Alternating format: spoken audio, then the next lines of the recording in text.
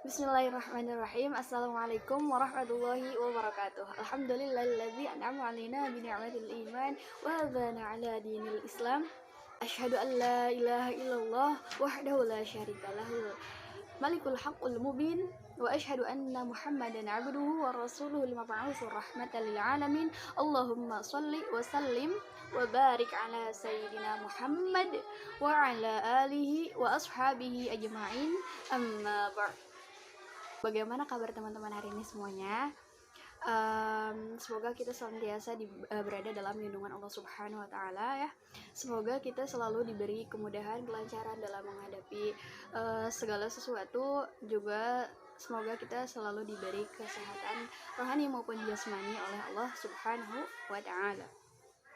Rabbi shrah li sadri wa yassir li amri wahlul 'uqdatam min lisani yafqahu qawli ya fattahu ya alim iftah lana futuhal arifin.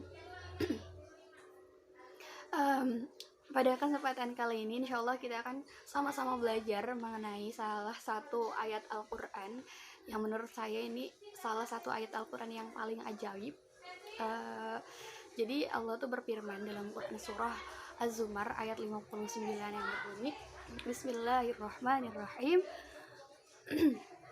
Qul ya ibadiyalladzina asrafu ala anfusihim la taqnatu mir rahmatillah.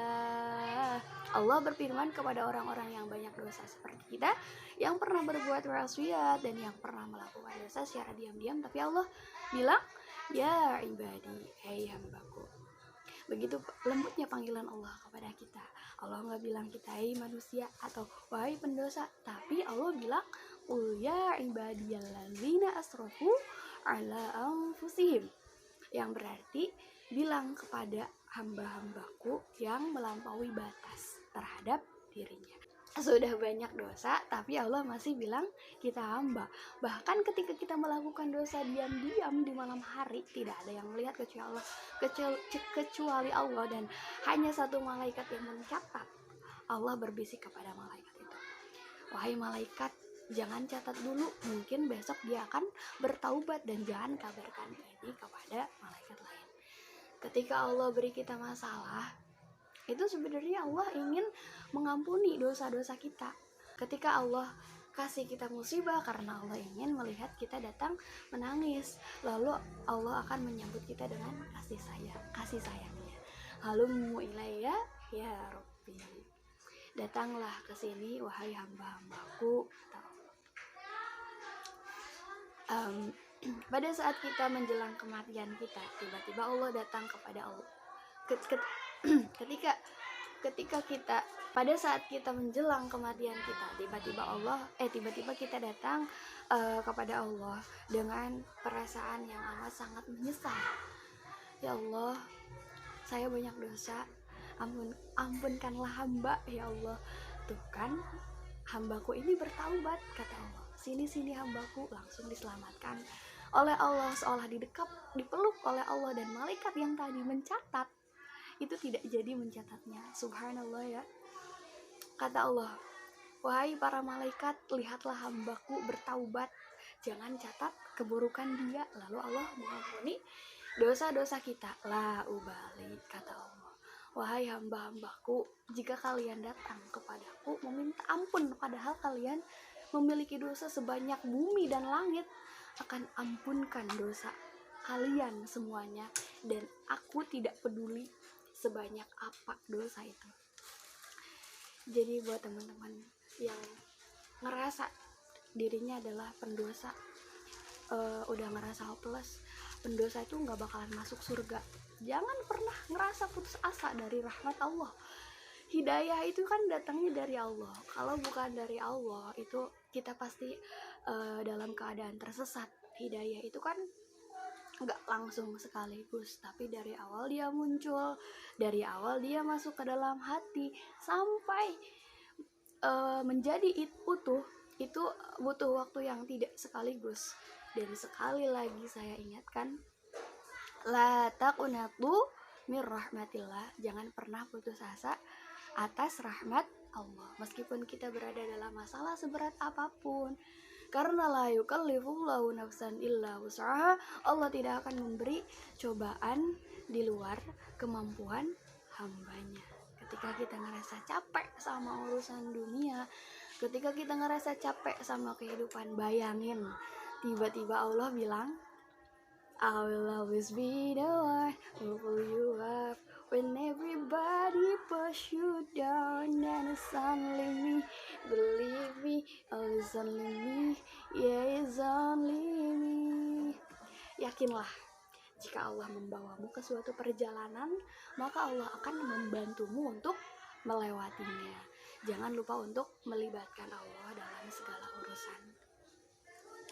Dulu Sayyidatina Aisyah pernah bilang gini, Salullaha kulla syai'in hatta syash'a fa innallaha illam yuyassir lam yatayassar.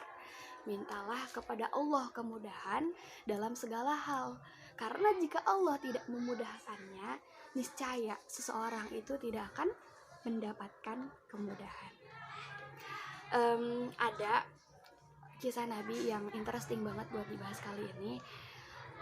Tapi kali ini coba kita ambil dari sedikit pelajaran dari kisah salah seorang nabi yang sering banget ngobrol sama Allah. Siapa beliau? Ya, Nabi Musa alaihissalam. Jadi ada satu cerita menarik ketika Nabi Musa sakit gigi. Pernah tuh kan Nabi Musa sakit gigi, karena emang yang namanya Nabi kan gak pakai nyari dokter gigi, langsung ngadu ke Allah Subhanahu wa Ta'ala. Nabi Musa minta tuh supaya dikasih obat buat nyembuhin sakit giginya. Alhasil dikabulin sama Allah Subhanahu wa Ta'ala. Allah nyuruh Nabi Musa buat nyari rumput, namanya rumput fulani. Terus rumput itu disuruh ditaruh di giginya yang sakit. Singkat cerita, udah dapet rumputnya, ditaruh deh sama Nabi Musa rumput itu di atas giginya, dan seketika itu juga rasa sakitnya hilang. Udah sehat lagi tuh kan ya Nabi Musa. Tapi beberapa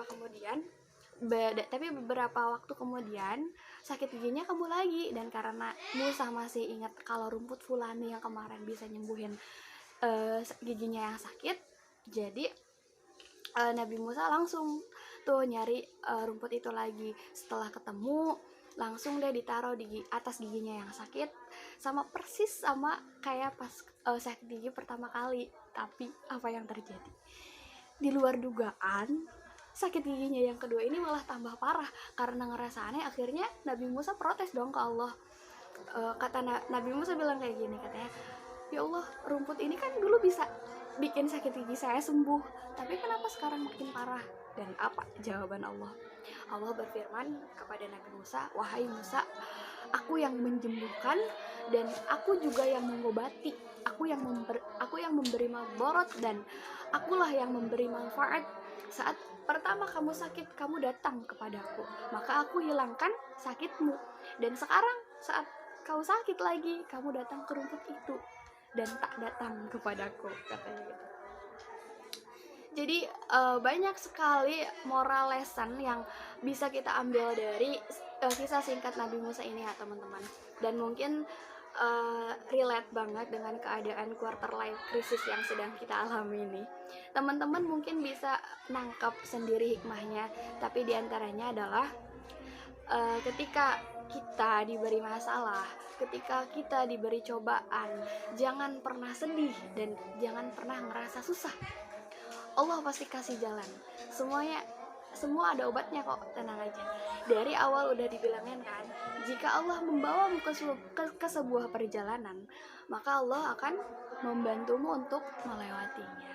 Buat kita semua, terlepas dari semua permasalahan, rasa insecure, tanggung jawab yang mungkin sekarang ngerasa berat banget buat dipikul, atau teman-teman yang ngerasa belum ngedapetin jati dirinya, yang ngerasa salah jurusan juga mungkin ada, tetap jangan lupa semua yang terjadi dalam kehidupan ini semua udah ada Allah yang ngatur kok. Jadi tetap kita semua ikhtiar dengan segala cara yang kita bisa. Juga jangan lupa untuk berdoa.